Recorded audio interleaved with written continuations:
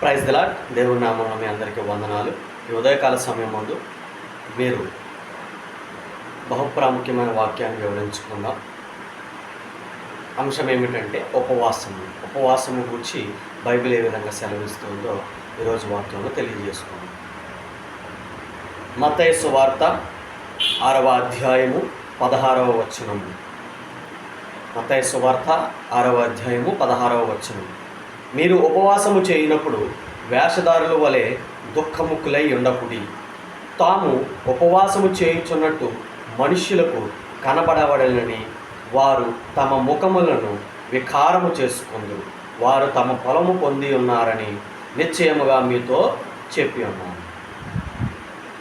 ఉపవాసము చేయుచున్నట్టు మనుషులకు కనబడవాలని కాక రహస్యమందున్న నీ తండ్రికే కనబడవాలని నీవు ఉపవాసము చేయునప్పుడు నీ తల అంటుకొని నీ ముఖము కడుగుకొను. అప్పుడు రహస్యమందు చూచుచున్న నీ తండ్రి నీకు ప్రతిఫలం ఇచ్చును. దేవునికి స్తోత్రం కలుగునుగా.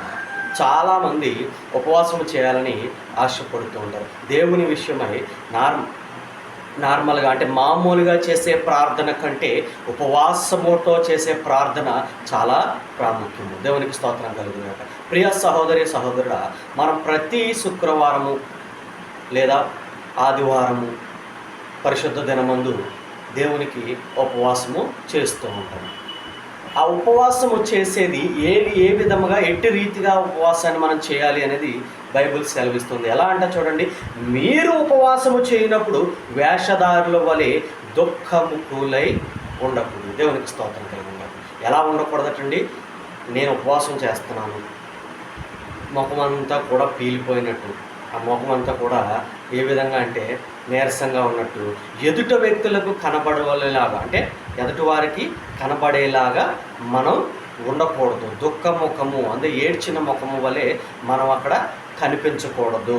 తాము ఉపవాసము చేయుచున్నట్టు మనుష్యులకు కనబడవలనని వారు తమ ముఖములను వికారము చేసుకుందరు. కొంతమంది వేషధారులు చేసే మొదటి పని ఏంటంటే అండి, ఉపవాసము చేస్తున్నామని మీకు అంటే ఉపవాసము చేసే వ్యక్తికి అలాగే దేవుని విషయమై దేవునికి తెలిస్తే చాలండి. రహస్యమందు నువ్వు దేవునికి తెలియాలి తప్ప కానీ నువ్వు ఉపవాసం చేస్తున్నావు అని 10 మందికి నలుగురికి తెలియాల్సిన అవసరము లేదు. కానీ ఈ వేషధారులైన వల్ల ఏం చేస్తారని నేను ఉపవాసం చేస్తున్నానని ఎదుటి వ్యక్తులకు తెలిసేలాగున ముఖములను దుఃఖముఖములుగా అలాగే ముఖములను వికారముగా చేసుకొని ఉంటారు. దానికి తగిన ఫలితమును మీరు పొందుదురు అని బైబిల్ నిశ్చయముగా సెలవిస్తోంది. వారు ఫలము పొంది ఉన్నారని నిశ్చయముగా మీతో చెప్పుచున్నాను. మరొక మాటగా 17వ వచనం చూడండి. ఉపవాసము చేయుచున్నట్టు మనుషులకు కనబడవలనని కాక రహస్యమందున నీ తండ్రికే కనబడవలనని నీవు ఉపవాసము చేయనప్పుడు నీ తల అంటుకొని నీ ముఖము కడుగుకొనుము. దేవునికి స్తోత్రం కలుగునుగాక. ప్రియ సహోదరి సహోదరుడా, పరిశుద్ధ దినమందు శుక్రవార దినమందు నీవు ఉపవాసము చేయుచున్నప్పుడు మనుష్యులకు కనబడాలని కాకుండా, ఎలా మనుష్యులకు కనబడాలని కాకుండా, ఏంటి మనుషులకు కనబడడం అంటే ఈరోజు ఏంట్రా నీ ముఖం ఆ విధంగా డల్గా కనిపిస్తుంది, ఏంట్రా నీ ముఖం అలా పాడైపోయినట్టు కనిపిస్తుంది అని చెప్తూ ఉన్నప్పుడు నువ్వు సమాధానము ఇవ్వవలసిన వచ్చిన సమయం వచ్చినప్పుడు ఏమీ లేదురా అని నువ్వు చెప్పి ఆ మాటను త్రోసివేయడం మంచిది. కానీ నువ్వు చేసేది ఏంటంటే నేను దేవునికి కొరకు ఉపవాసం ఉంటున్నాను, దేవునికి ఉపవాసంతో ప్రార్థన చేస్తున్నాను అని తెలియజేయడం కోసం నువ్వే విధంగా ఉండకూడదనట. నీ ముఖములను దుఃఖముఖములు చేసుకొనకూడదు, నీ ముఖములను వికార ముఖములను చేసుకొనకూడదని బైబిల్ సెలవిస్తుంది. మనుష్యులకు కనబడవలన కాక రహస్యమందున్నటువంటి మన తండ్రికి కనబడేలాగున ప్రభు అయిన యేసుక్రీస్తు వారికి యెహోవా తండ్రికి కనబడులాగున రహస్యమందు కనబడవలనని నీవు ఉపవాసము చేయనప్పుడు నీ తల అంటుకుని. నీ ఉపవాసం చేసేటప్పుడు ఏం చేయాలంటండి, శిరస్సు మొదలుకొని పాదముల వరకు దేవుని ఆధీనంలో ఉంటుంది కనుక మొదటిగా శిరస్సును తలను మనం ఏం చేయాలంటండి, అంటుకోవాలి. దేవునికి స్తోత్రం కలుగునుగాక.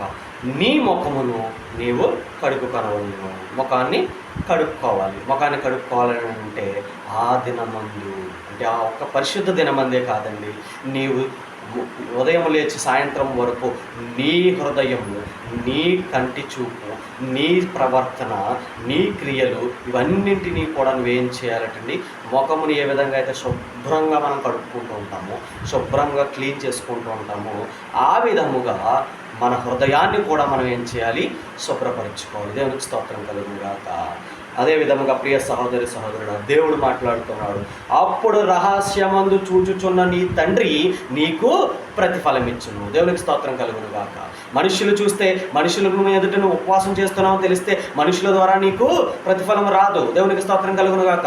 ప్రియ సహోదరి సహోదరుడా, మనం చేసే ఈ వేషధారమైనటువంటి పనులు, మనం చేసే ఈ వేషధారమైనటువంటి క్రియలు, మనం చూసే ఈ వేషధారమైనటువంటి చూపును బట్టి దేవుని ప్రతిఫలం ఎలా అయితే ఉండనే ఉంటుందో, అలాగే మనుషులు ఈ క్రియలను చూసి అమ్మో దేవుళ్ళో వీడు ఎలా ఉంటున్నాడు, వీడు చేసే క్రియలు సరైనవి కావు అని అనుకుంటారు తప్ప వారి ద్వారా మనకి ప్రతిఫలము అనేది రాదు. దేవునికి స్తోత్రం కలుగును గాక. ప్రియ సహోదరి సహోదరుడా, ఈ రోజున మనం ఉపవాసం చేస్తున్నామని మనుషులకు తెలుస్తుందా లేదా రహస్యమైనటువంటి మన దేవునికి తెలుస్తుందా అనేది మనము ఒక్కసారి సరి చూసుకోవాల్సిందిగా దేవుడు ఈ కొద్ది మాటలు మీ వినికిడిలో, మన వినికిడిలో దీవించి ఆశీర్వదించును గాక.